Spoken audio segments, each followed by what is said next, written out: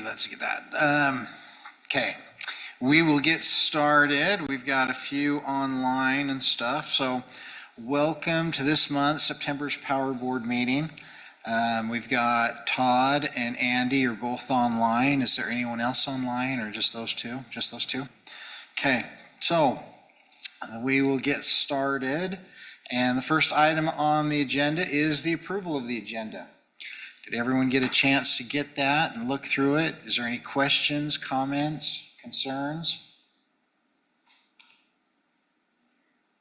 I'll No? make the motion to approve the agenda. I'll second that.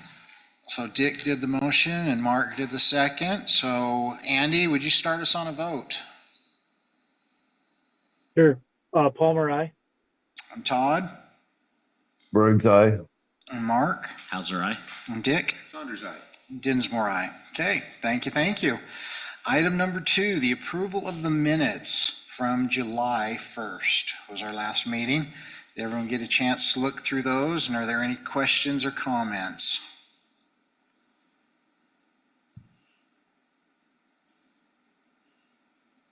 Okay, just looking for a motion then. I'll move to approve the minutes from the last meeting.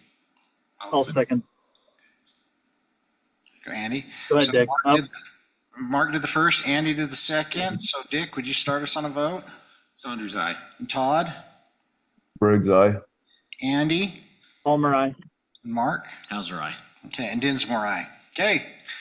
Items number 3, new business. We have 2 items of business.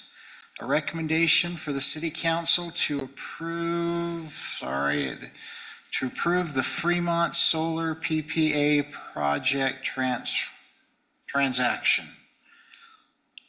The schedule under the master firm power supply agreement with Utah Associated Municipal Power Systems and related matters.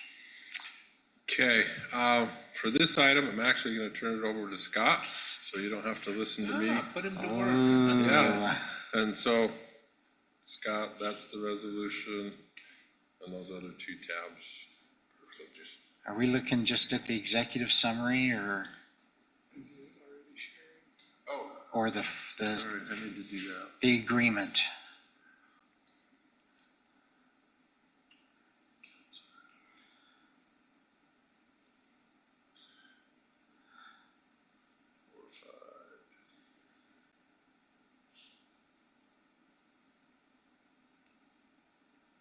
Drum roll.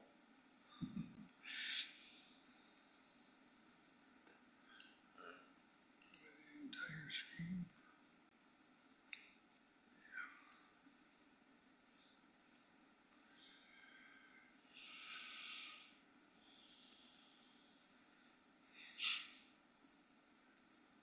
Okay. Thank you. All right. Well, it's nice to be here this evening. It's good to be here with you guys. This agenda item, we're talking about a resolution for the Fremont Solar Project. The resolution itself, after all the recitals, it's basically just authorizing the UAMPS representative, which is Rick, and I guess technically Jeremy, that they will execute the transaction schedule. So the transaction schedule is, it's basically like a term sheet for this project. The transaction schedule itself holds most of the terms, if probably not all of them, that they have together at this point. There will be a PPA that will be coming later, but for now we're doing the transaction schedule. So these are the terms for this solar project. This Fremont project is a project that will be built up in just a little bit north of here, just the north side of Paragouna. It's a 99 megawatt solar generation. It also has a 49.5 megawatt battery energy storage system with it. And that's really what we're probably the most excited about, is the battery that goes with this project. We have our current portfolio, we have quite a bit of solar already, but this is a little different with battery. We can store the energy and then discharge it when we need it. typically, you guys probably have already been educated, the solar comes a little bit before our normal peak hours, and so with a battery, we can shift and we can discharge the battery during our peak hours. So it makes it really attractive. The batteries do add substantial cost to the energy, because if we were just doing solar, you can see, does this, yeah, it does show the little arrow. You can see there on the price, it would be $35.45 for the solar, but with a battery, with all the calculations that go into it, it's going to kind of average out probably right around $72 a kilowatt hour, or megawatt hour, sorry. So it brings the price up quite a bit with the battery, but still, we feel like is a pretty good price for having that energy. Most of the PPAs and resources that we've been looking at UAMPS are at least that much, if not substantially more. So even though $72, even though it's like doubling the price with a battery, that's still a pretty good price, we feel like, for the energy. And along with that kind of way of thinking, if we, with the new, what's it called? The big beautiful, EDAM's coming, and I was thinking also of the big beautiful bill, that the IRA taxes are going to be going away. So we're pretty sure that in the future, these kinds of projects with solar and battery are going to be substantially more expensive. Right now, they can take advantage of those tax cuts, tax benefits, and bring the price down a little bit. So it's a 25-year term. What else can I tell you about it?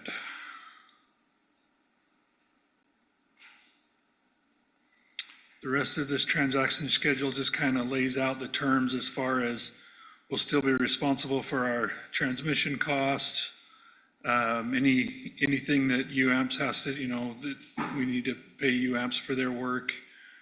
And then what happens in default and what happens with step up, there's an opportunity to, if somebody drops out, then we might be required to take more energy, or it could be an option too. There's quite a few people at UAMPS, quite a few members that are interested in this project. So I think if anybody drops out, there'll be plenty of interest. I don't think that, there's no way to know for sure, but we probably never would be forced to take any more of it, but it is in the contract that could happen, but it's not likely that would happen. How much of that are we taking?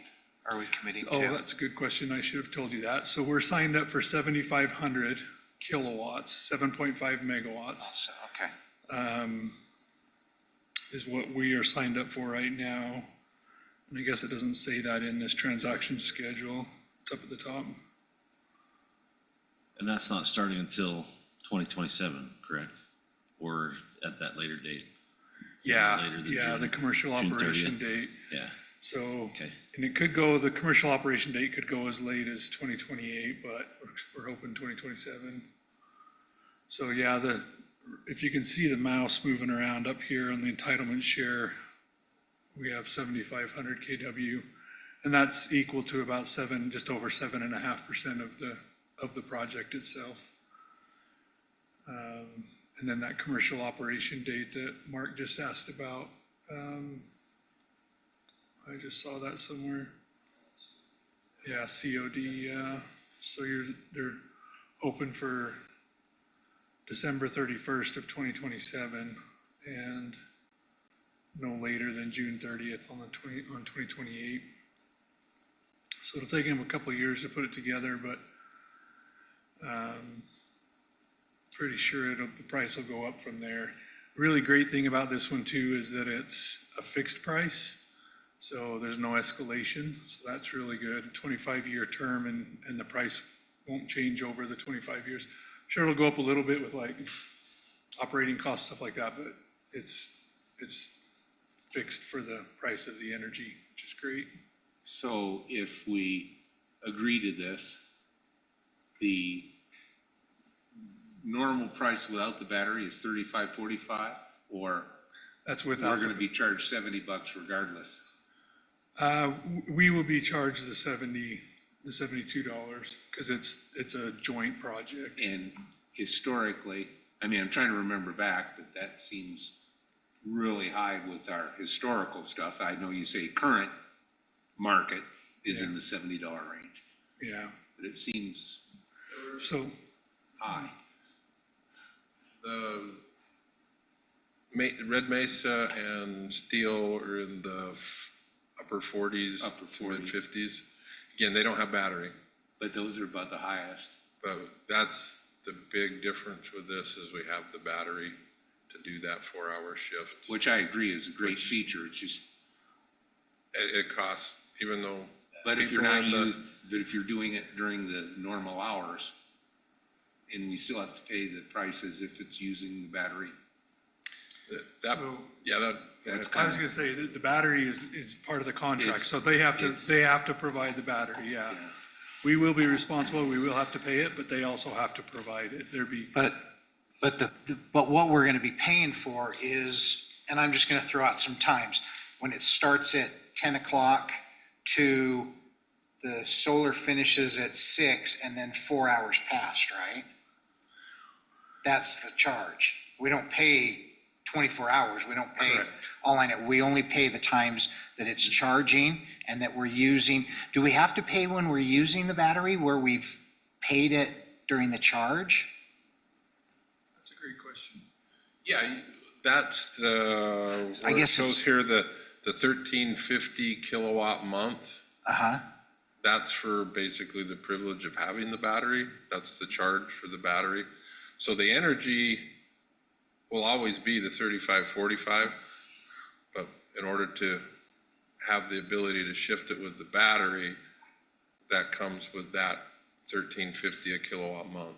Okay, and as you said that, that kind of made sense to me. So Yeah, as that we use it works. through the day, we're still using that 7.5, and then even at that 4 hours, we're still using the 7.5. So even though we're still using that. And it depends on the shape that UAMPS will have the ability to shape that discharge. So I would anticipate that we would charge as much as we can early in the morning when we don't need it, and then discharge later in the evening when we do need it. So, And Mike, maybe just to clarify, I think when we're just on battery, ours will be half of that, because our entitlement at the 99 megawatts, which is the solar, is 7.5 megawatts. So when we go on to just battery, they only have the 49.5 megawatts, so it's basically cut in half. So our entitlement, we would be getting the 3.75. Half, yeah. approximately. Yeah. Yep. And so the $72, that's like an average of all of these costs that are going in there. So that's just an easier way for us to all understand it, but it gets a lot more complicated when you're And trying if to I'm break it down. understanding right, that could change, but it's based on any costs that kind of- Estimate. because of tariffs and that kind of stuff. Yep. just the 1350 component, the energy stays. Okay, The tariff only applies to the 1350 with the max of the. Like 14, or something like that. 14. Yeah. okay. So that's what they did to kind of, they're saying, hey, we should be at 1350, but if tariffs or whatever, we could get max 14. Yeah, Okay. that's correct. Is that it right there? Yeah. But the energy side of it's set. They know what that's going to be. Yep. So we feel like it's a good project. It adds something to our portfolio that we don't have currently, the batteries. We do have a lot of solar, and that's a more challenge for us to figure out what we're gonna be doing with the solar energy in the shoulder months. In the summer months, we can still handle all that solar energy. We'll have to, we've got this EDAM coming up in the spring. We got to figure out how all of our portfolio and resources are going to work with EDAM. But there's potential that we can offload into the market and potentially make some money with it, but we don't know that yet. It's still a big question mark for all of us. But the battery option is really a great thing for our portfolio right now. So looking for any thoughts you guys have and a recommendation to the council. On our other solar projects that we have, do we have to use a certain amount? This one's requiring us to use 7.5%, right? Yep. I don't recall seeing that on other contracts. Yeah, the other, this, with the exception of the battery, the basic structure of Is the the deal same. is the same. This one just adds the battery to it. The rest, anytime they're producing whatever that percentage is, we have to take that percentage on the other projects. This one scares me more than the nuclear did. Because this, nobody's done it, it just, Oh, there's lots of batteries out there, yeah, but for us, but for us, this is This the is the first time. first. I can say if it didn't have battery, we wouldn't recommend right, moving because we're forward. already up to our elbows in solar. And this comes on in basically 2028, because end of, and then, so how does that work out with our other contracted prices? Is this going to be a good, not a replacement, because it's only 7.5, but does it hit the end of that first or that contract that we're under right now? We've just trying to As see. far as our future demand, this is going to be a good one to kind of hit that gap one for us. What I was gonna, maybe I could show you here, I was gonna show later, am I going the wrong way? So our average cost in July was 87. So we're still under what, you can see where, if you move the decimal place 3 points, that'll get you dollars per megawatt hours. So last month was 87. Sorry, let me see if I can blow this up a little bigger, because I can't see it either. The previous month was 68, 72, 85, 89. So it's not really that, it beats most of the months we've had recently. So I think it dovetails well into the overall portfolio. Only if prices drop on us, which is not the Yeah. trend. Yeah, well, you can always go back and look at this 167 average. That was a dark time. So that's one of the things we're trying to do with what we've done is to stabilize things. You're always gonna have a resource somewhere in some month that's gonna be cheaper. But chasing that was, I think, part of the reason that we kind of got bit in this area here. So we're trying to add stability, I think is worth a lot, even though it may not be the cheapest every time. It's something we can count on and be predictable. I know what you mean by it's a new thing for us. And it But seems like there's a lot of layers to it. There are a lot, but I will say from the conference, this is kind of the way you're going to see a lot of the solar projects coming this way. That's So one maybe thing they'll that, be cheaper. I'm just kidding. Yeah, I that's doubt where anything's I- ever gonna be cheaper. I think the only problem with that is I think our cheap came, that there was a lot of tax credits that kind of Yeah. helped it keep it low. And if those don't continue, we're not going to be able to be cheaper. Yeah, Yeah. I think you're right, because generally, like what Dick is saying is, as technology gets a little bit better, like you would expect battery technology to get a little bit better and get a little bit cheaper, but this whole IRA thing, when it goes away, we're pretty confident prices will go up for some amount of time until something else changes. Yeah, I but- would expect you're gonna see wind also affected Yeah, by that. yep, exactly right. Well, and the only thing that does get scary, in my opinion, with the solar is like we saw at the conference, there's so much solar trying to come online, but solar doesn't address our evening. Yep, And we've got to be able to still supply that power in the evening. And unless the batteries continue getting better and better with the technology, we're still going to have a big issue coming and looking forward. So, correct. Any other questions? Todd, Andy? No, I don't have any. No, I didn't have any either.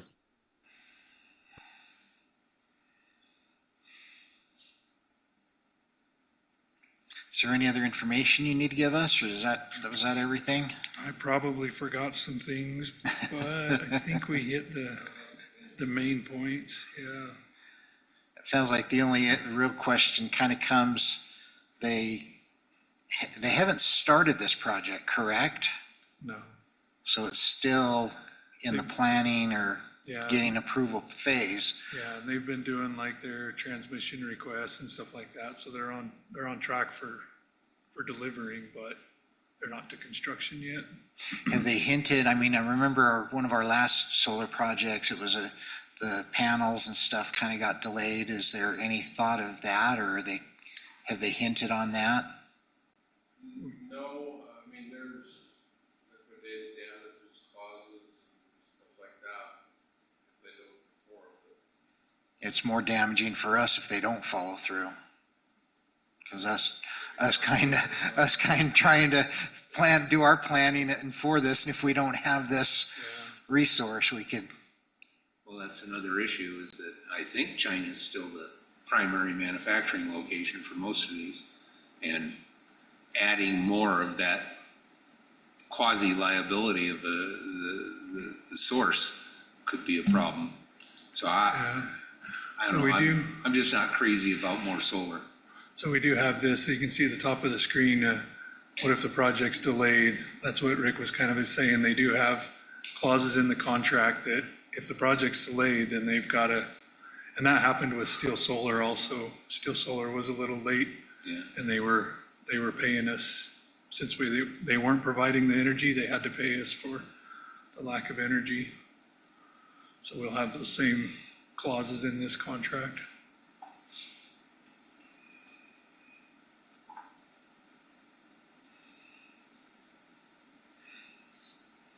Okay.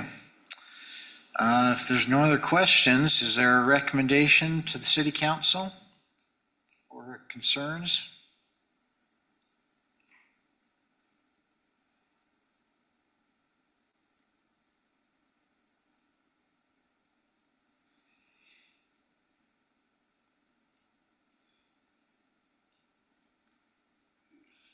I have a motion.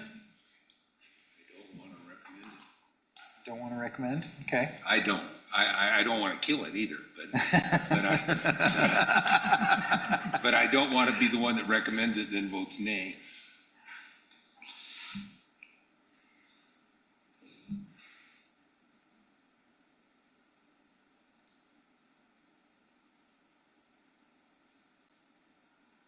Is the recommendation based on, your hesitancy is still on that battery? Well, I'm hesitant on the battery, not the technology. The technology, I think, is very sound, and what I think maybe even existing solar facilities will go to battery in when their contracts can be renewed. But solar in general has too many floating things that don't help us, and adding more, I don't know, is. What is our percentage of solar that we have right now? Depending on the time of the year, we have about 8.5 megawatts, I think total, if I remember right. Be pushing. So is a little over that's 15%. 15%? A little over that. Yeah. So this would add us up to, and I'm just 22%? So Not the a huge. So the one advantage, or the advantage of solar, one, it's more predictable than wind, obviously. And with the battery especially, it does fit our shape better. And so it's not a resource that, I mean, we don't have problems at night right now. And we've got Power County and Millard County coming on 2030, that range, that would address the base load side of it. So it does fit our load shape much better than, buying a a fossil resource that you're gonna have to shut off at night. The only other alternative is contracts that would try to shape that.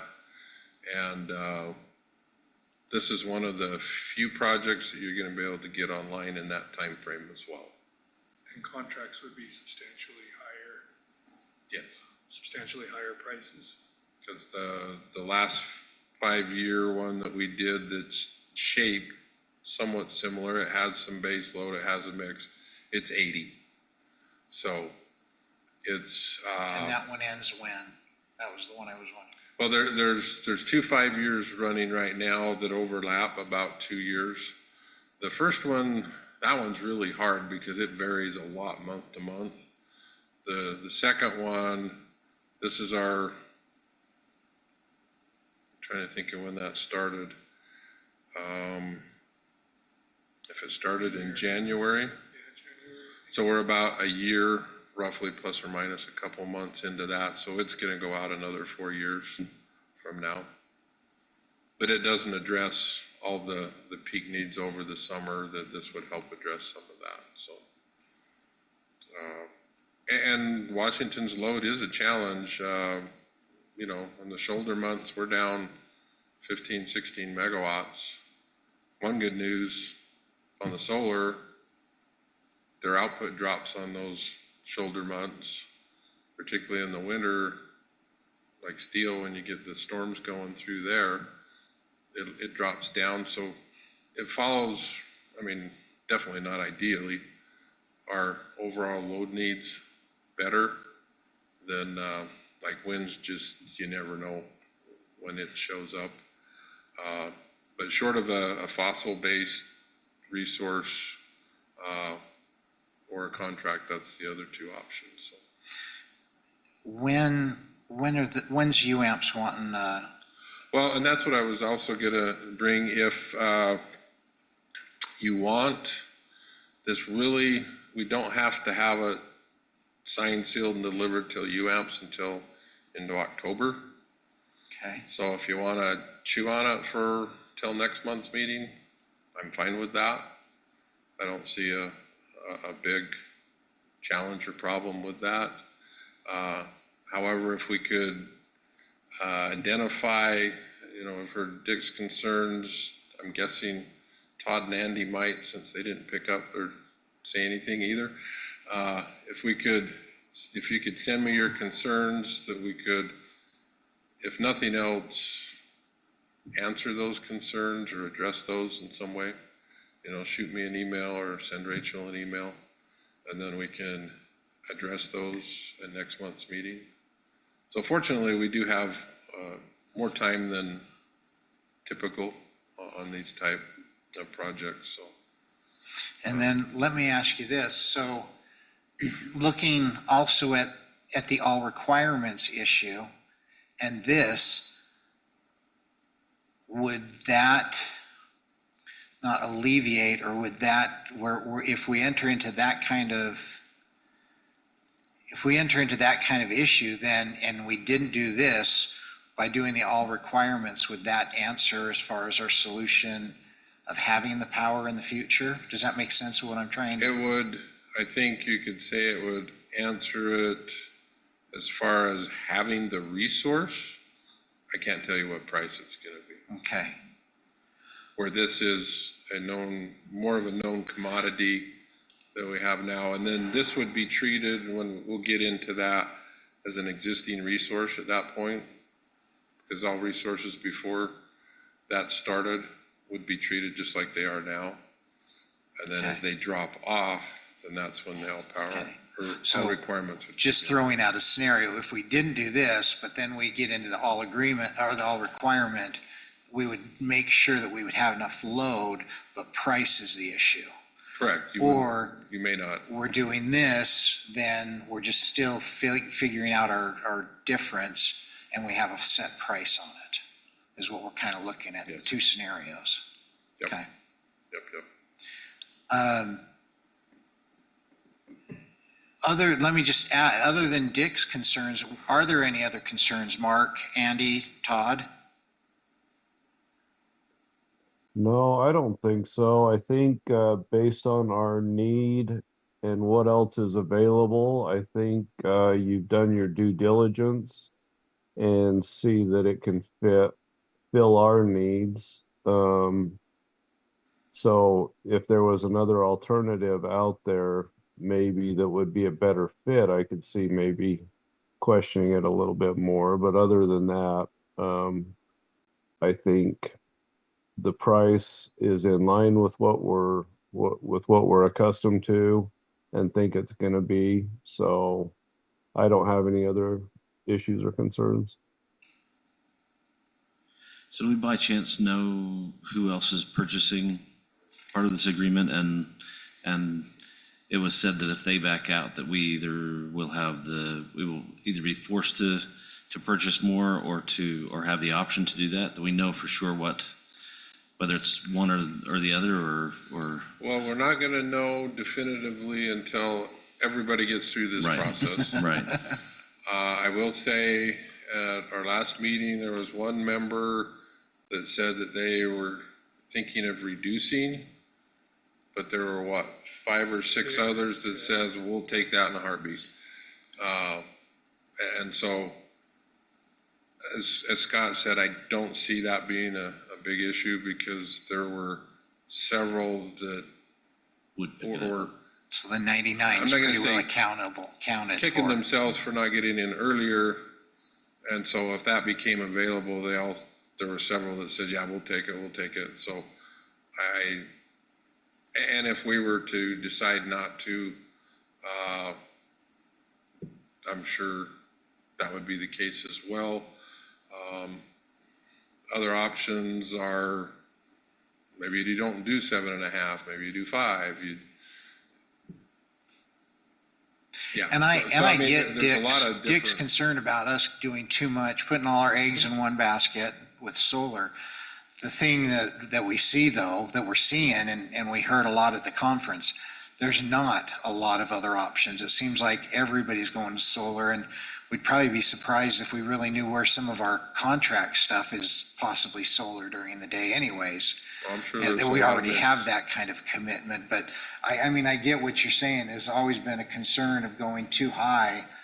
But I hate to say it, I don't see or hear any other Yeah, Resource. just like you heard, resources there. it's solar, battery, and natural gas. And we're going heavy in natural gas with Millard County and Power County, and solar and battery. It's like the only options out there. I mean, relatively speaking, we are looking at geothermal. We're hoping that a geothermal will go through, but those are small numbers, small megawatt entitlements that are available. So Yeah, definitely there's, something to consider. I'm assuming, what I've talked with Rick, I'm new with Washington, but I understand we want nuclear. That's what I wanted in my previous position where I came from, wanted nuclear. I think it's what we need, but we have to try patiently to wait for that. But till then, we've got to get something, in listening to a lot of the California associations and stuff, that's what their options are, is solar. And they're being forced to by governance. But yeah, those other, they're even looking at some of the nuclears that are technically supposed to be gone, but they've extended the lives on them and stuff just because of that. So, yeah, it's going to be a concern. It's going to be a big concern coming years. Well, I kind of hope that the current political thrust is not so negative on fossil fuels or nuclear. In fact, they seem to be much more positive on nuclear. And I don't know that this changes anything reference to this particular project, but I do believe that the battery should be on every solar project. That's definitely what should be happening. I'm kind of holding back thinking, well, if we don't support this, then they're kind of forced to go a different direction. But if there is no other direction, we're screwed. Rick, if you could show us one thing as we look at it, maybe what we are looking at, compare it, so we can see resource by resource, what we're looking at. I know we've seen that before, but that might help as we finalize that. Let's look at that. And like Dick says, I mean, 20% is high, but that's also pretty norm for what's available and what you could do. So, but yeah, Yeah. Oh, yeah, for sure. maybe show us that too, because, yeah, we're gonna, yeah, so, okay, so are we in agreement that we're going to table this till next month? Yes. Yes, I think so. Do we need a motion that, or just we're tabling it? We're I'll just, make a motion that we table this recommendation to the city that'll cover council. it. I'll second that. Okay, Dick did the first. Kind of as a- Mark did the second. Andy, would you give us a vote on that? Yes, yep, Palmer, I. Todd, Briggs, aye. Mark, Aye. Dick, Saunders, aye. and Dinsmore, aye. Okay, so yeah, if you'll come to us, if anybody's got any comments or questions, send that to Rick or Rachel, and she'll get it to him. And we'll plan on talking a little bit more about this next month. I wonder also, will you reach out to Councilman Coates and let him know? Because it would be interesting, at least to hear on that side, as far as we're sending it to the council, just kind of I'm their here, guys. feelings too. If they've got the concerns. Okay, maybe just send it to him and let him give any input or something before he's here next month too. Mr. Chairman, Yes, could I just one more comment real quick? Yeah. I was thinking, the question that Mark had, I don't know if this helps a little bit, and I'm not positive that this is the most recent, but this gives you a little glimpse into who's looking at what. I'm not positive that's the most recent one, but I just found that on the internet today, and I knew that we see those at UAMPS quite often to see who's signing up for what percentages and what numbers. So that's going to be really close, if not 100% correct. That'll be close. Send that information with the comparison. You bet. As well. We'll gather up the most recent one That'd and be give great. you the.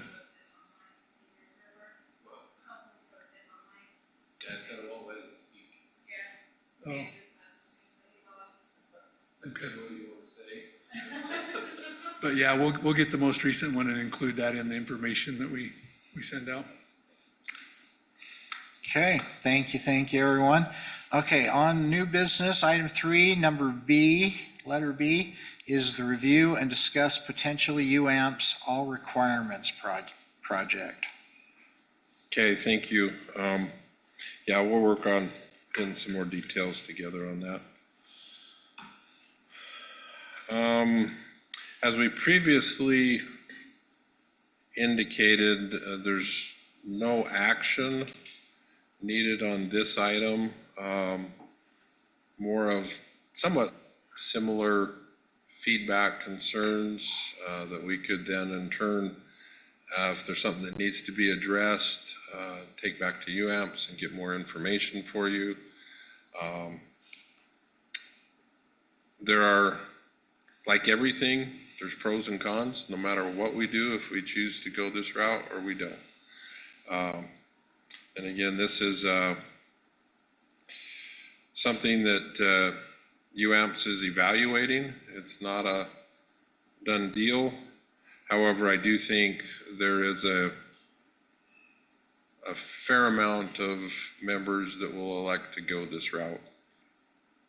And hopefully, so this is a presentation that UAMPS had put together in mid to late July. And so I just took it, and I think it's as good an outline.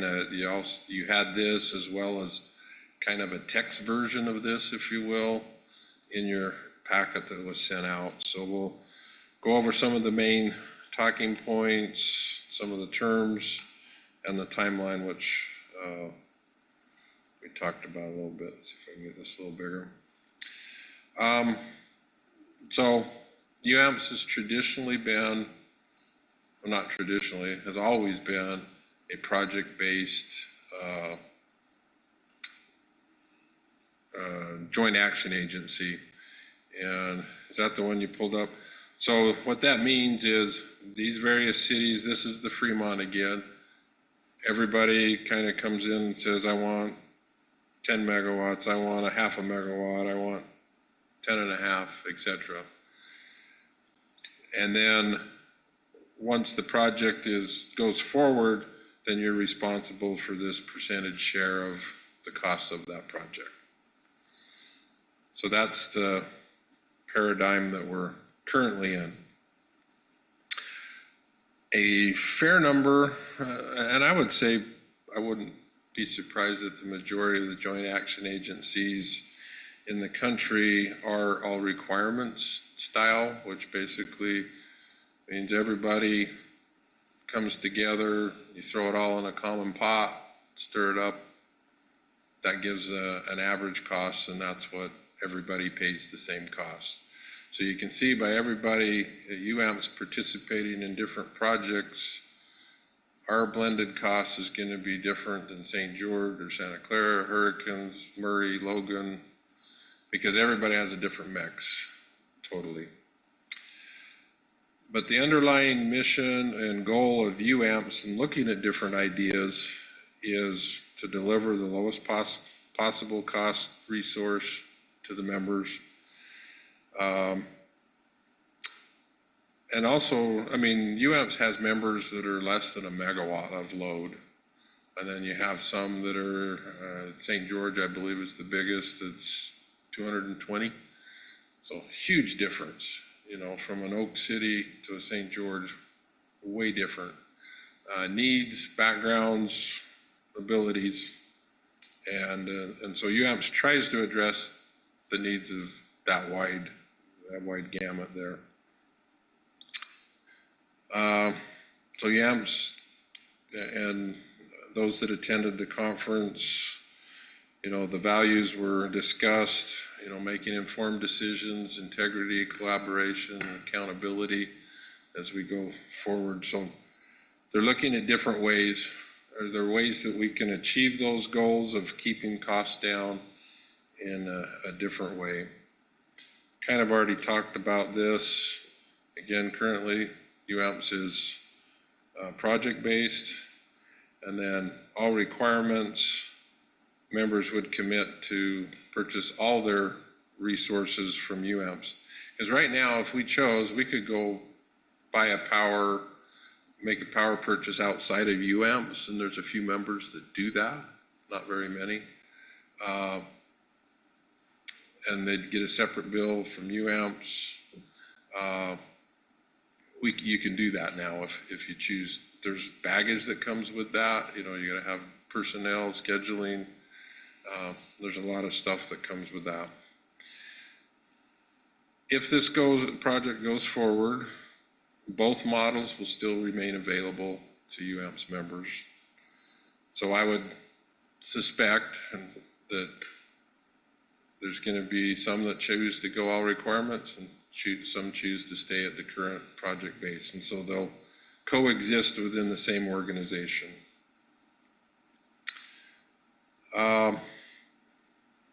You know, it'd be easy to just step back and say, UAMPS, go do your thing, send us the bill.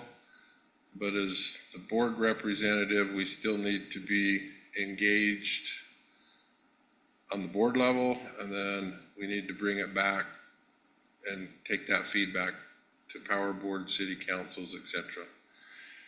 And so that side of things, it'll have a different look, but that engagement's still going to be needed. One of the things that's come out of, I think everybody understands with this upcoming EDAM, to where we'll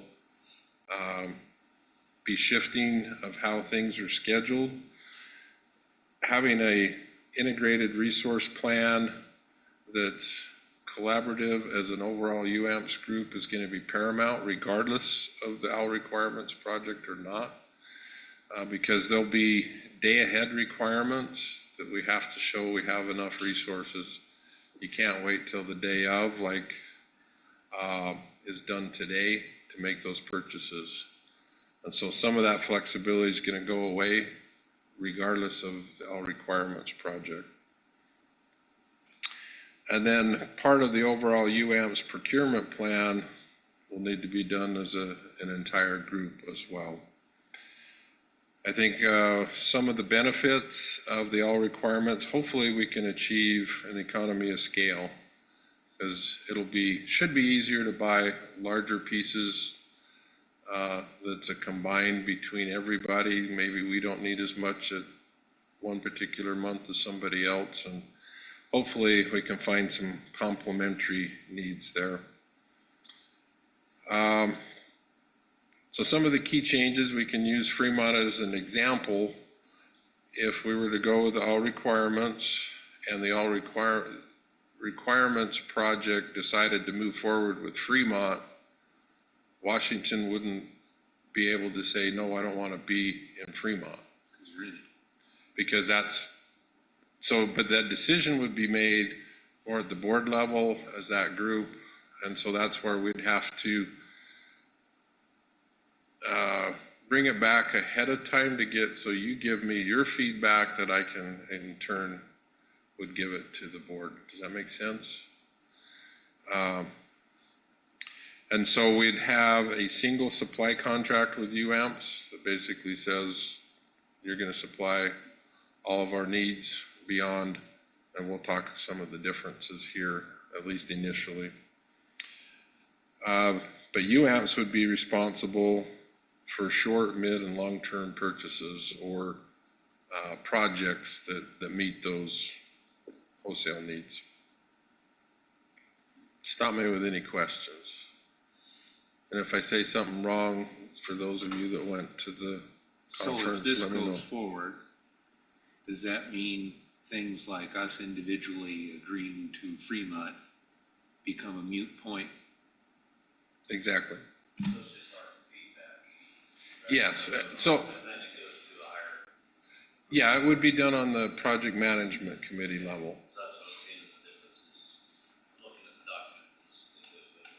Yes. This is all the all requirements members, no longer need governing body approvals for each individual power supply purchase. All right, so once you make that decision, you've approved that. But Rick, would you be able to say, let's say like we talked about smaller entities within UAMPS. What if they have all the power they need for their city? Would you be able to look at a project and say, hey, look, we don't need any more power, so UAMPS in the back would say, okay, we're not going to allocate any of this project to that city, but this city does need it. So the percentages would be different on each one, correct? All requirements, that pot that gets put together, it becomes a blended pot. So you wouldn't have that individual percentage anymore. They would purchase those requirements based on the needs of the group. And then the group would How it gets share those costs. distributed. So UAMPS is doing the negotiating on that end, is that correct? Other than they bring it to us and the offerings and we make the suggestions as to what we feel it should be. I think so, yes. So like in Fremont's case, if it all went into the all power requirements and the majority of that group by either, and we'll talk about that a little bit, either by individual majority or a weighted vote, they move forward, then everybody moves forward together.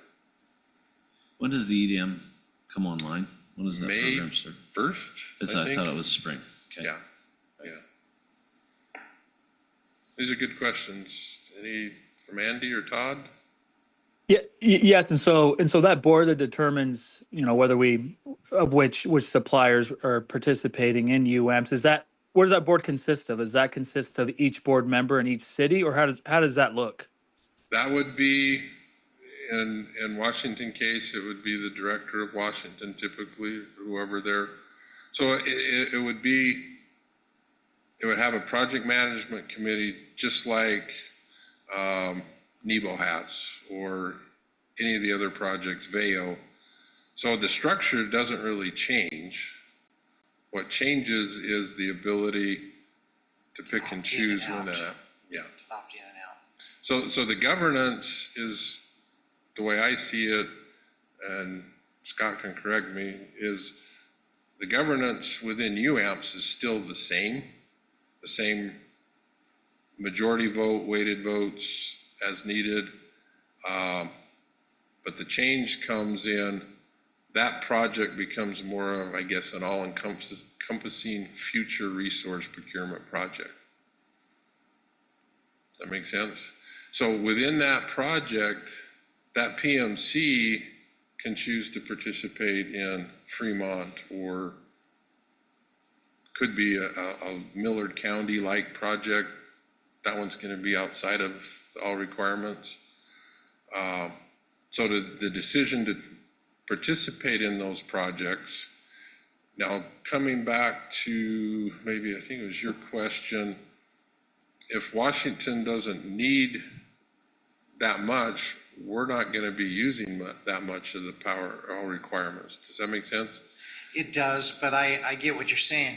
UAMPS is gonna say, and I'm just throwing a number, we need 200 megawatts, and we only have 180. They're gonna go find a source for that other 20, and it's gonna be distributed amongst UAMPS. UAMPS is gonna say, you need 10, you need 10, you need 10, you need 5, you need 1, but we need 100, we need 200 total, and they're just gonna find projects and sources To fill that. to fill that 200.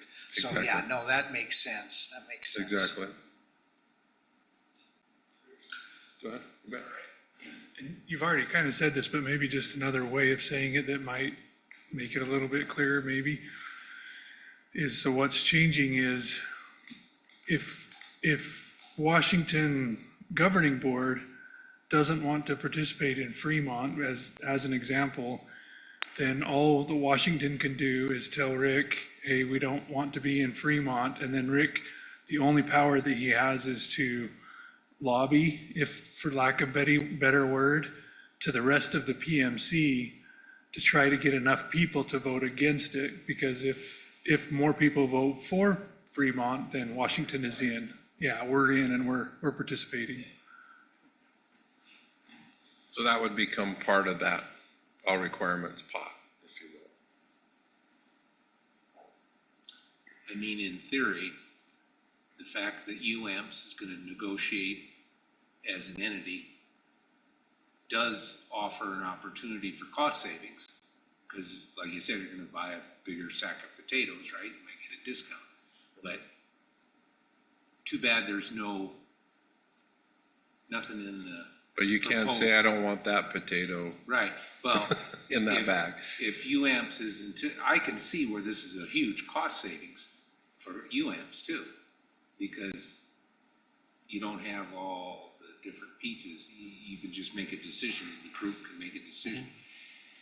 Be nice if they had some type of incentive guaranteed that, but they can't, I guess. But they anticipate that they're gonna be able to get better deals, I would imagine. And what do they say? There's only two things guaranteed. Yeah, that's what I heard. So, See, and I don't know, I'll say my hesitancy with it is I don't know if I see the cost savings. I guess I see it on the energy side of it, but there's a whole level of management that has to be added to UAMPS that it doesn't have currently. So there is some cost that's gonna be accrued or increase because of that factor. Which is there's a slide that will help, I think, address that a little bit. The flip side of that is with EDAM and things, there could be additional costs required on us locally to be able to find all those different resources and manage those resources. Does that make sense? So there could be more direct costs to Washington in order to properly navigate this new frontier that we're calling EDAM. That cost is imposed as opposed to, on the other side, we choose to buy into that. Yeah, there's cost to manage this stuff. How does the generation plant come into play there? Does it kind of go under their direction as far as the pool, or does that stay with us? It would stay with us. I think it's the next slide.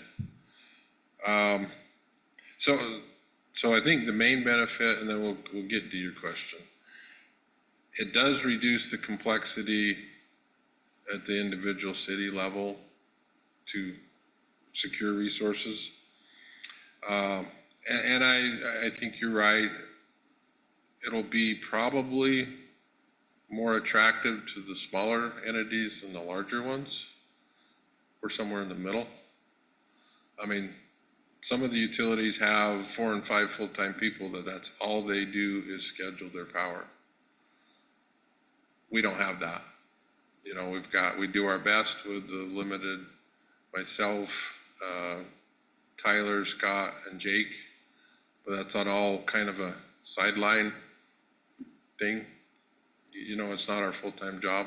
There are other places that they've dedicated a significant amount of resources to try to pin that down. So that's the flip side is where that goes. So in that case, if it simplifies securing those resources, we can maybe focus a little more on our distribution side of things.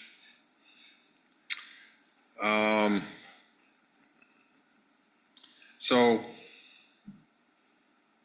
again, this is a UAMP slide deck, and because of no matter what they do, they've got to track these costs. They don't anticipate any significant incremental admin costs to do this versus a project-based. Those costs, we go through great lengths at the first of every year to allocate the UAMP staff costs by project, by function. We spend several hours of meetings over a 3 or 4 month period going through those. So that the basic, again, concept, how UAMP approaches things doesn't change. Trying to think if this one has, maybe it doesn't have what I was looking for. Maybe it's the other one.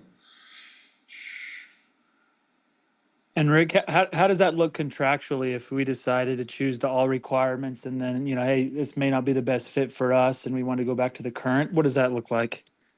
Well, I'll bring this, I think this answers a lot of those questions. So the anticipated, and again, right now, this hasn't been formalized in a here, sign this document.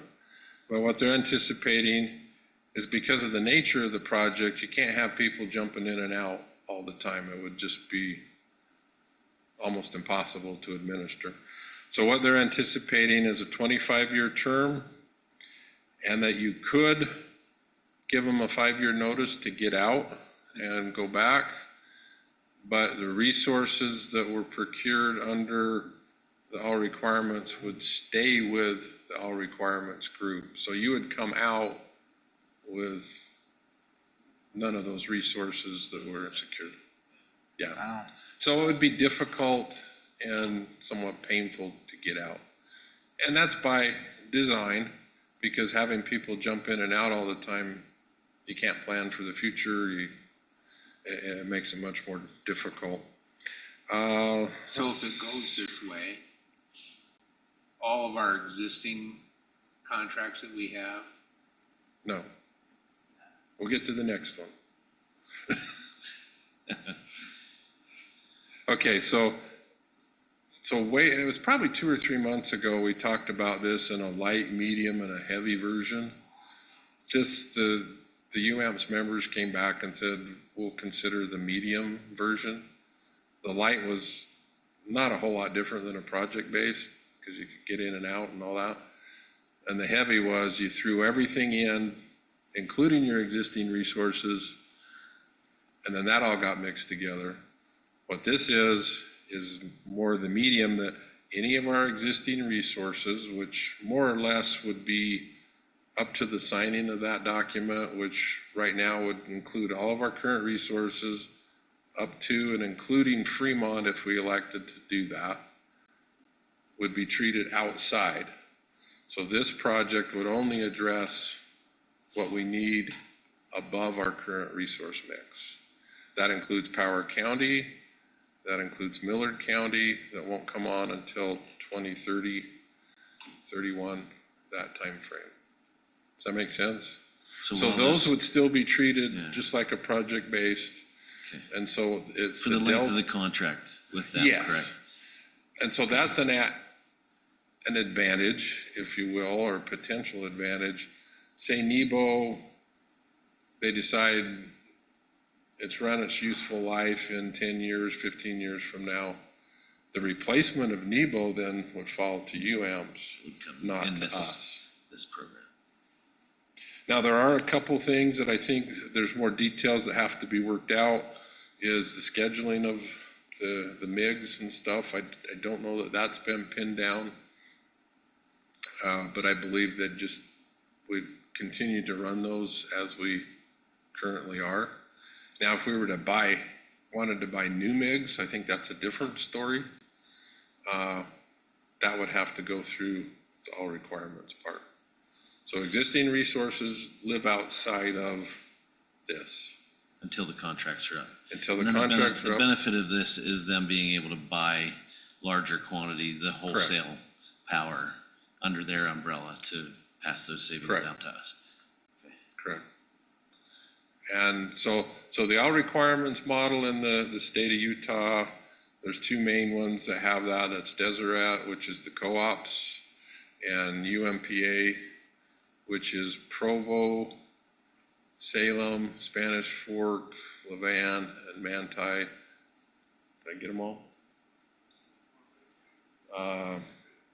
Yeah, there's six in the UMPA. They're in all requirements, have been for years and years and years, so. So this project for us applies to, so we kind of freeze where we're doing the project based, and that would be all future is what it would apply to Washington. Again, there's pros and cons both ways. So I wonder if there's and maybe this is well beyond where we need to go, but I wonder if there's a chance of, is there someone within that, that body that is like us, that is kind of our size and that has done it, that we can kind of talk to or speak to see what their track record is, and have they been doing that long? What, UMPA? Yeah. They've been 30 years plus. Okay, so they have some good experience with it, or even just get some feedback from them on how that works. If there's somebody that looks similar to us and that's participating in that, I don't know. Again, their cost is blended between those six, and as you can imagine, Provo is going to be the dominant force there. Provo and Spanish Fork, I would guess, is probably 80% of their load. Yeah, they wouldn't know anything different on the project side of things. They're just the opposite of us. So, again, a lot of this is food for thought tonight. Again, send Yeah, feedback, so then questions. if we were to, there's the opportunity to stay where we're at and Mm-hmm. We don't have to project change base as anything. opposed to, so what's that look like in the future, being able to onboard ourselves into the all requirements later on? Is that an open option? Is UAMPS going to provide that service if they still? Well, Or is it making a choice between the two now? the pulling agreement has got to change because of EDAM. So say if we're not resource sufficient day ahead, the pulling agreement will be changed to basically say UAMPS has the ability to get a resource in behalf of whatever member it is that's short the day ahead. Right now, they kind of do that on a real-time basis, so it moves it up a day. And so that ability, that they have to have that ability, and so our scheduling would stop the day ahead instead of going real-time like we currently do. So I don't know if I answered your question. And so some of the pooling arrangements are gonna change regardless if we stay project-based or all requirements. I think for the next, I'm guessing, 5 to 10 years, we wouldn't see a significant difference. It'd be when resources start to drop off that you'd see some change, because between our Power County and Millards, they're fairly substantial entitlement shares we have on both of those. And so this would primarily address our power requirements over the peak, over the summer.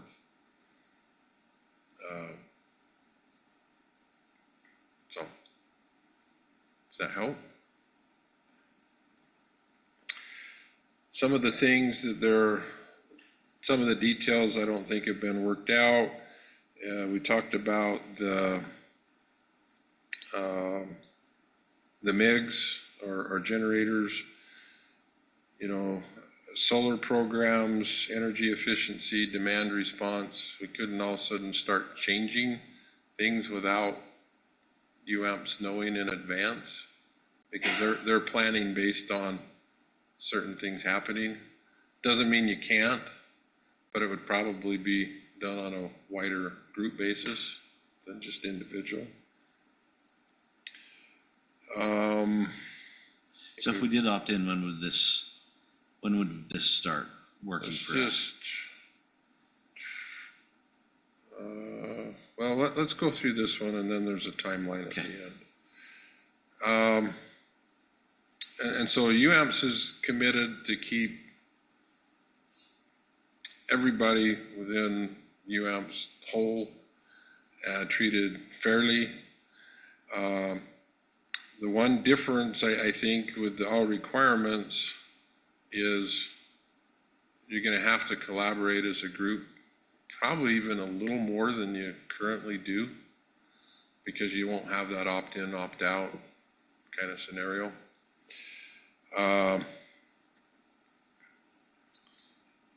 And again, their efforts is to try to make it easier, cost-effective, and like I say, there's gonna have to be, I think, a little more give and take, and there is some of that now. To say on the flip side, going back to Fremont as an example, say the one utility that was had a decent allocation, they said at the last minute, oh, I don't want to do that. That could scramble everybody else on that list. That it could kill the project, that it doesn't go forward, and everybody else is counting on it. So there's some cons to how we currently do things. That doesn't happen very often, but it could. CFPP was an example that didn't help our cause to have people jumping in and out, mostly out on a few of them. Had that not been there, that project may have had a different outcome. I don't know. They're looking at if it has any credit rating implications. I don't think they see any major ones, but they are looking at that. As far as bonding for a project, this was an example. If they had 18 members that were in all requirements and 12 that weren't, how did that bonding agencies look at it? There are other mixed type joint action agencies that are able to bond. I don't anticipate it being a big issue, but they are looking into it to make sure. And so this is the next steps that, and again, not super hard deadlines. So they made the presentation at the conference, talking to the bonding agencies here. So in the next couple months is where people are starting to talk a little more directly with the boards, because to be honest, up until now, I haven't had a whole lot to show. And then once it gets formalized into an actual contract, we'll have to bring that back. And then we'd review it towards the end of the year. First part of the year is when they'd hope to get those, because it does have implications with the pooling agreements and the EDAM coming up. So it's relatively aggressive, not super, but, I mean, there is some things happening to do on that, so. I know that's a lot to throw at you. And again, if you have questions, concerns, hey, what about this? We can arrange to have, I'm sure, especially when they get the contracts drafted, we can have some of the UAMP staff come and present as well. That can maybe answer some of those gory details of the contracts when we see those, when it gets a little closer, so. Like a Mason, a Jackie, Emily, their attorney, or whoever it might be, so. So So if we're gonna look at doing this, then are we gonna be, we wanna be a little more conservative about what we do jump into project-based before then? I honestly don't see that it would be a significant difference either way. Okay. Rather than having UAMPS. No, I think if Negotiate UAMPS that had and the option, we purchasing would be that on going the into top, Fremont, so. Right. What this, I could see one thing that would make it easier for UAMPS is just like this, where we're looking at the Fremont and so are 20 other cities, it takes all that away. UAMPS just says, hey, this is a good project. Then they go to the board and say, here's, just like Rick's done with us, here's a project, should we go forward with it? The board says yes, they go forward Right, with but it. are they gonna be able to negotiate a better contract for that on a wholesale level than we would on a Yeah, on a city because level? instead, So if we wanna jump into the Fremont project before we do this, we decide to do this. oh, I see what you Does that make sense? I I don't know, maybe I'm just.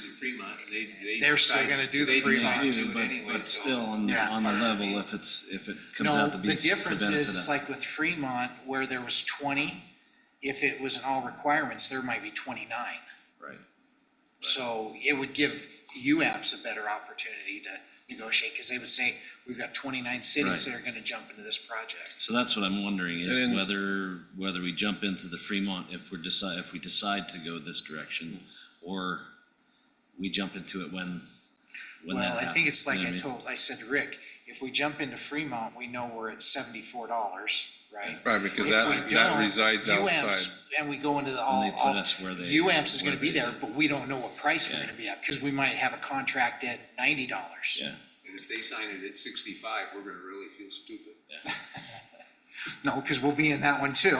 Yeah, well, yeah, but we're gonna sign up, that's what I'm talking and about. if we No sign way to- up, There's really no way to anticipate if that. we sign up for 25 years, we still have to run our contract out Before it even, before we take advantage of the that was kind of my frame of all thought requirements. along the lines of the Fremont. and Again, any other those would project we reside do. outside, and Fremont will be a go, no-go before this, just because of the timing. Yeah. So the Fremont, I don't really see it being in the all requirements. And Rick can correct me, but in this, whether we join or not, they're giving the option to each member. So there's gonna be some members that join, some that don't. So a project like Fremont, if it was after the all requirements, you're still gonna have the group that are in the all requirements and people that aren't, that still are choosing whether to join or not. And if I understand it correctly, I think everybody will get the same price, won't they? I mean, different, except for the management and the kind of the back end stuff, the price of the energy would be offered to everybody the same, whether you're in the all requirements or not. So keep that in mind. You're still gonna have that blended. Some of the members are still gonna have to go back to their governing boards to get approvals, while the all requirements group is just waiting because they approved it in their PMC and they're ready to go forward, but they're still gonna have to wait for the other members that didn't join the all requirements to go back to their governing boards to get approvals. well, I could see how this is gonna help the individual municipalities, because we're not gonna have to go through a lot of research and deciding whether we want a particular project or not, because it's gonna be taken out of our hands. So from the local perspective, there's a savings, I think, a huge savings of time, and in fact, we may not even be necessary anymore. Okay. We might retire ourselves. I don't think so. No, think so? So you guys have had your beak wet and over a period of time on this. It'll be real fun to go to the council that this will be all new. So I'll be careful, we'll we'll look talk for about the Craig on that. We'll have to have some work sessions on it I think the main thing I need to know at this point, is there enough positive to continue to pursue looking into this as Washington City? If you guys all say, nah, we don't want to have anything to do with that, then changes my perspective as far as the time I put in, other than being the chair and stuff, I still have to put on that hat as well, so. I think there's a lot of positives, as well as there's some concerns, but there's enough positives to affect, here in Washington, it's gonna reduce our efforts and costs. Because we're not gonna have to go into such great detail on acquiring new assets. They're gonna be required, UAM's gonna do it. Right. So is that a general consensus I that see it's there being worth? more positives that kind of outweigh the negatives of it as well, with the EDAM and them being able to purchase that well ahead of what we normally would, as well as the benefit of buying that wholesale power at a larger quantity and offering better rates that way.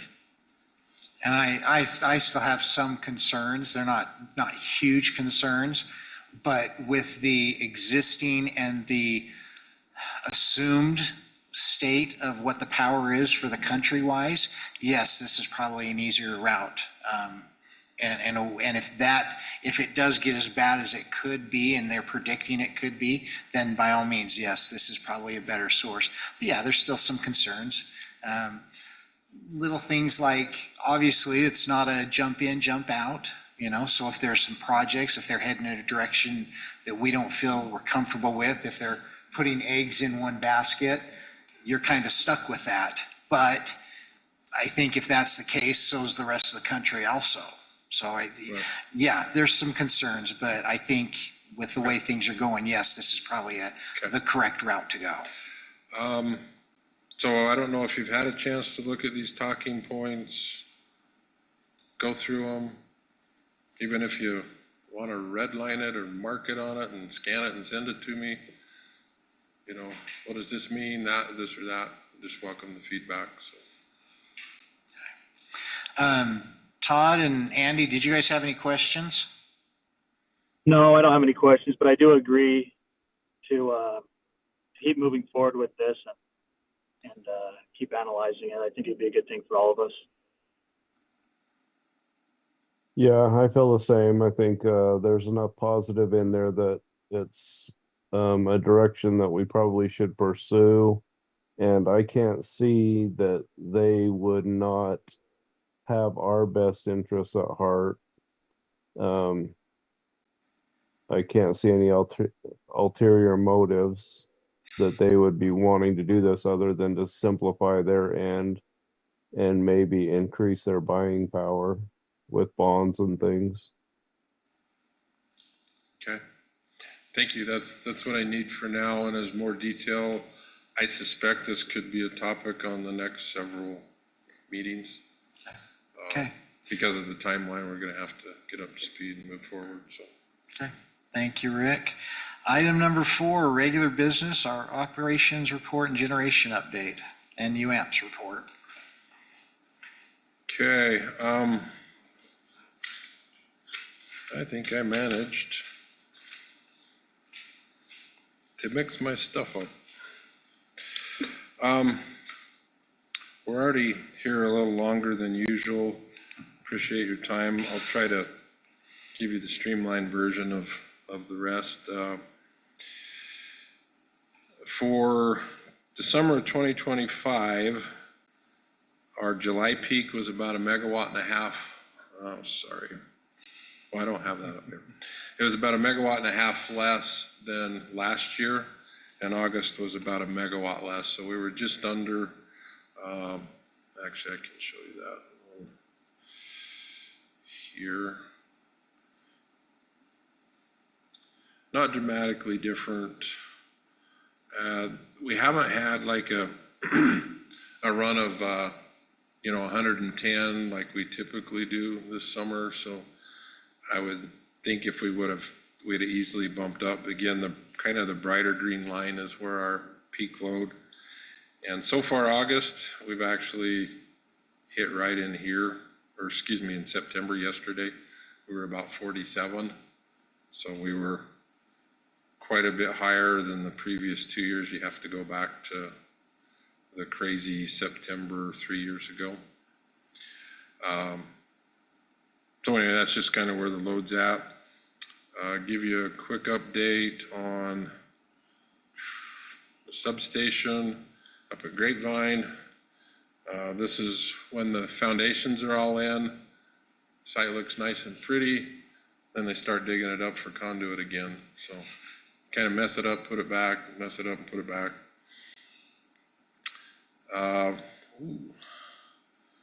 New computer. Again, just some pictures that engineers like. I don't know if you guys do, but the transformer arrived and is up there.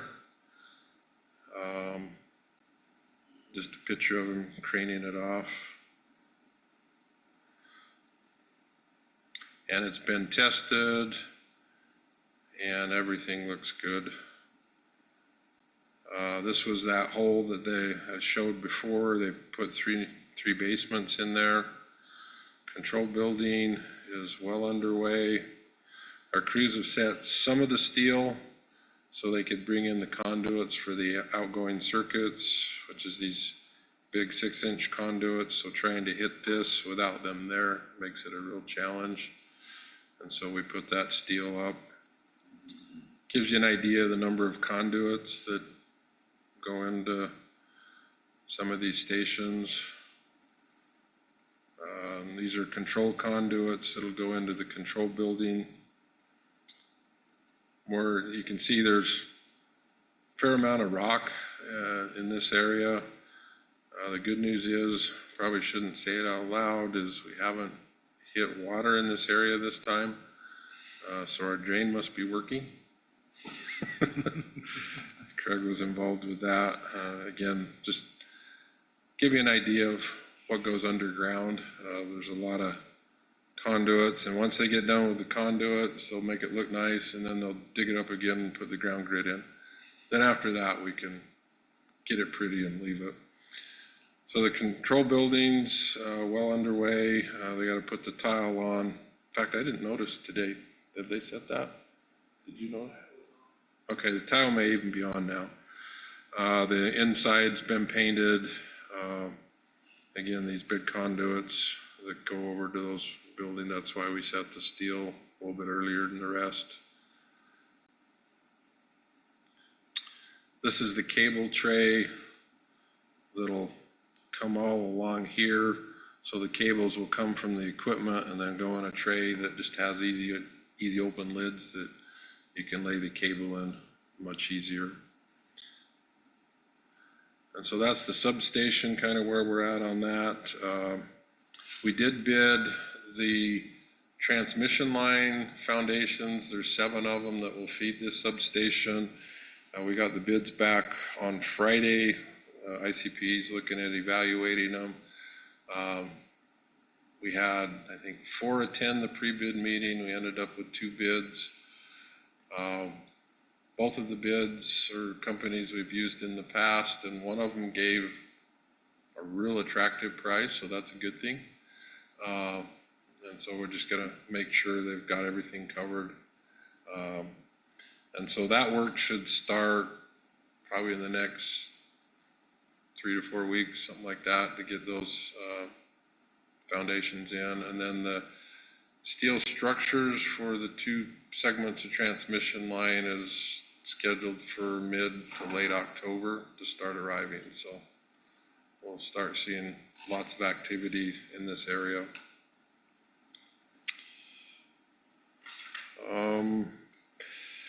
Probably one of the more important things is on our AMI Aclara meters.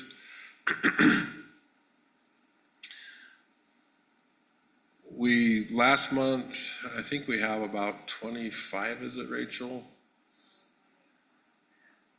But as of last month that we read, the readings all went well.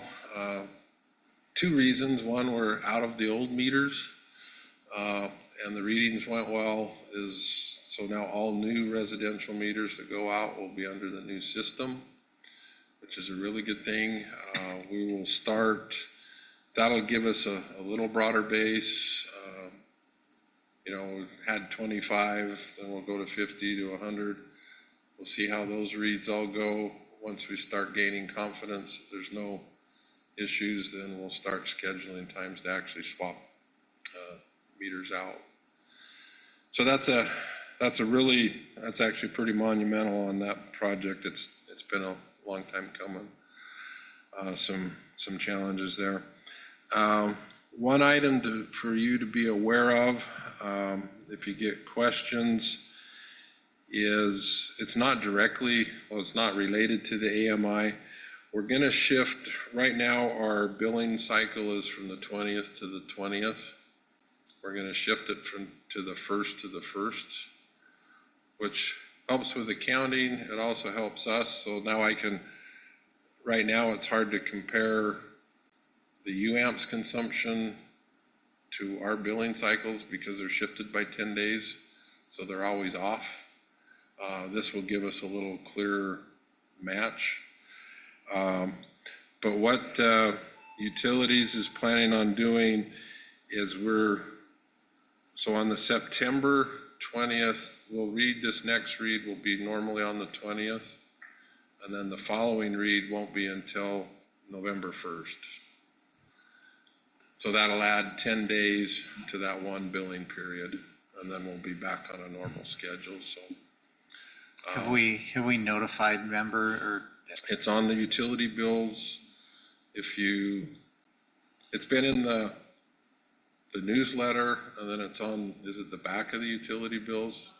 And I'm sure everybody, Well, then we'll just apologize to Rachel for the phone calls that she's gonna get because, Why is my bill so high? and so you're gonna end up with basically a 40-day period instead of a 30, so it naturally will come up a little bit for that period.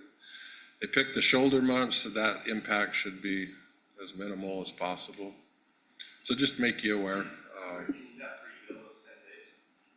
Can I who? Pre-bill it, like bill extra so you don't have a shortage and then bill and then heat it up later, is that too hard to do? You'd have to talk to Brittany. What?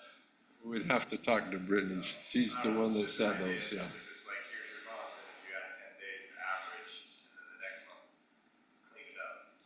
yeah, for the equal pay, it won't matter. It's just gonna be that shocker for those that are on those tight budgets but I guess prepay, they'd still be on that tight budget, but it's, yeah. Just an idea, I'm sure it's an accounting nightmare, just. Yeah, it sounds like it's either way. Yeah, the other option we had kicked around a little bit was to actually have a 10-day period in there. Have a 30, a 10, and then a 30. Could we? And then people are like, oh, now I got an extra bill, and Could got we customer split it charge issues. between 2 months and just it would mean that we're carrying it, but is that possible? That's something to talk to account. I just feel bad for those. I know Rachel's gonna hear about it. She'll be able to tell us everybody. so they feel like it'll work out okay. So Okay, Well, especially if you do it during the slower months. that's why that Is less, the period was impact will be picked. less. Again, we just need to be aware. You may get calls, questions. if anybody I'm asks sure we us. will. And I think we're more than willing to work with people if there's a case that causes some issues, but hopefully it won't be a huge impact. But in the end, come out of the other side, it's gonna make a lot of things administratively a lot better, so. Just real quick on our solar applications, July we had 1, in August we had 3, and 2 were additions to existing systems. I'm not quite sure, haven't seen it yet. I've heard advertisings from some of the local contractors that the solar credits are gonna go away December 30th. So I don't know if we're gonna see a big dump the last 2-3 months of the year. We'll just have to deal with it. That's always a possibility, but yeah, the federal tax credits will go away, and so I would suspect that'll, the interest is already waned the last several months, and I think it'll wane even more if you don't have that tax credit. So again, just be aware, nothing that has to do with us. Kind of in quick closing, we looked at that, here we go. We already looked at the average price last month.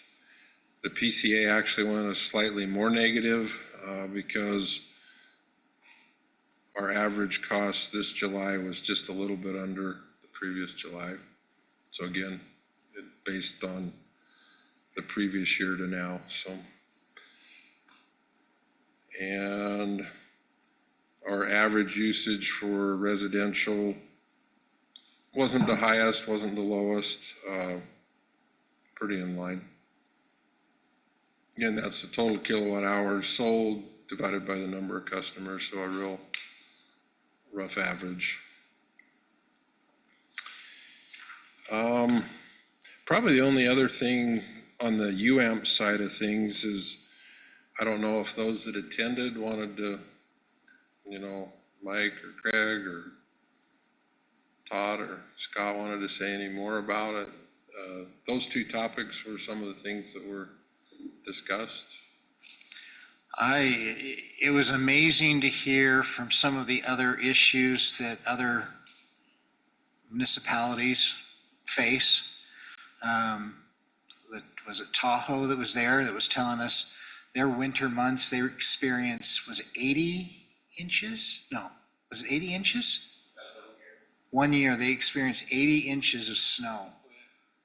And the challenges that come with that. There was a lot of talk about the fires and the effects of that, and that they're having to deal with. I didn't feel that there was a lot of answers that came out of solutions. There's still a lot of uncertainty, a lot of changes that we're going to be experiencing here in the next 6 months, year, and they're just trying to figure out how they can best to make it easiest for us to handle it. But it seemed just like a conference where they were just trying to set a good base and a good foundation, and say, hey, we're solid, and we're going to try to make ourselves as solid as we can for what's to come.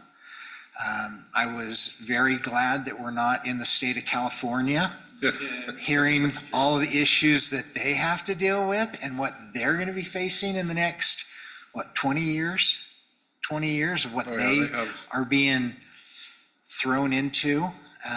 But at the same time, that makes me scared, because if what the direction they're going doesn't work, it's going to be a draw on the system, which means it's going to be harder for us to find that gap that we need, because they're having to need it because they didn't plan according. And that's why having things secured, I think, is important to the extent we can. Yeah, it's going to be, it really made me glad that we're not in the state of California. It was interesting, everybody right there on the border, how they were saying, we actually don't get our power from California. We get it from Nevada. And we try to, we're dealing with California laws, but we're getting everything from Nevada. So that was good. But it was very educational. I loved a lot of the speakers. I really liked a lot of the panels. It seemed like they seemed like normally they do one panel, and it seemed like they had 3 or 4 panels. That was really good to hear a very broad spectrum in that short hour instead of just one person. It was really good. I really liked a lot of the panels they did. But no, it was really good. It was fun seeing everybody. It's after I haven't gone. This I think the 3rd one I've gone to, so I'm finally starting to recognize and see familiar faces after going all these years. You see Rick, and everyone knows Rick, and so yeah, it was a lot of fun. So I encourage you guys to. I mean, I know Dick's been to a couple and stuff, so yeah, it's very We'll give you a educational. pass this year. We understand this year. I'm on the mend. But yeah, no, I can't say that anything, it seemed like all of them were very educational and very, very applicable to issues we're dealing with, so. Good. Todd or Craig, want to say anything? I know Todd had to jump off. It was finally hitting him, so. I think Mike covered most of it, but I mean, you didn't talk about the roller skating.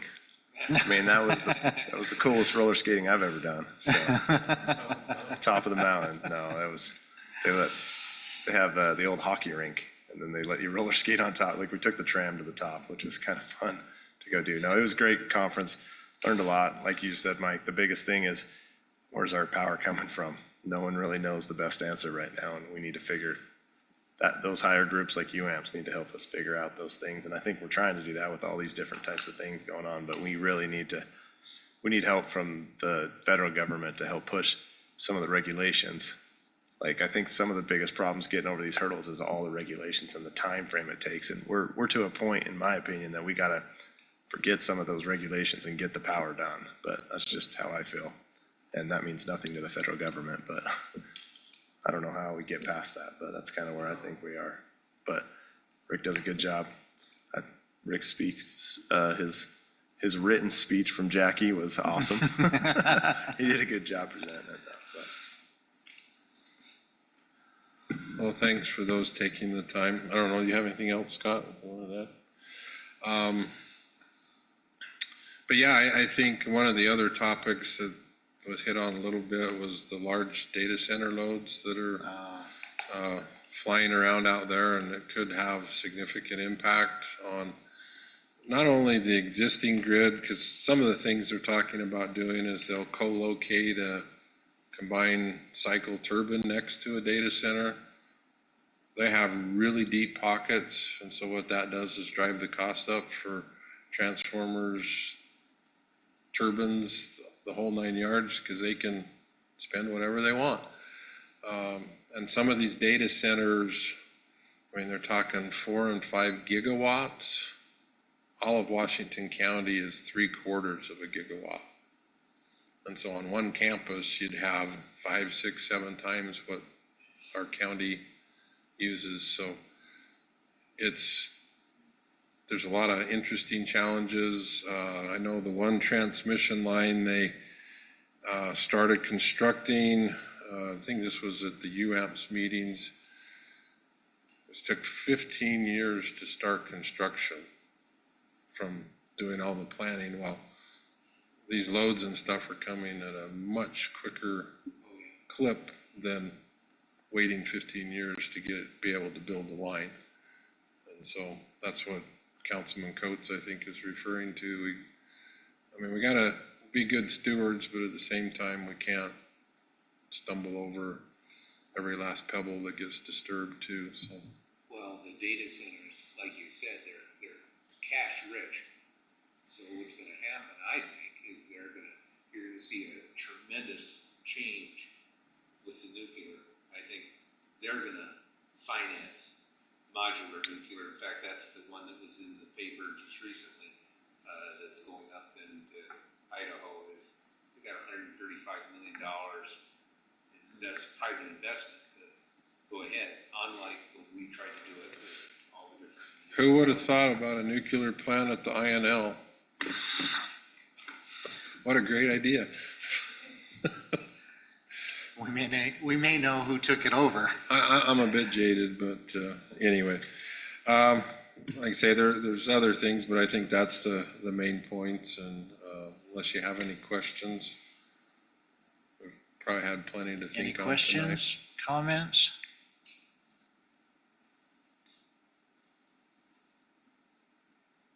Okay. Motion to adjourn. I'll make a motion to adjourn. I'll second that. Mark motion and Dick seconded. Andy, would you give us a vote? Yes, Palmer, aye. Dick? Saunders, aye. Mark? Hauser, aye. Dinsmore, aye. Okay, thank you, everyone. Our next meeting is October 7th. So, again, if you have any questions or comments on that solar project, forward those, and we'll see you then. Thank you. Thanks, Rick. Thanks, Thank Scott. you. Thanks, Rick.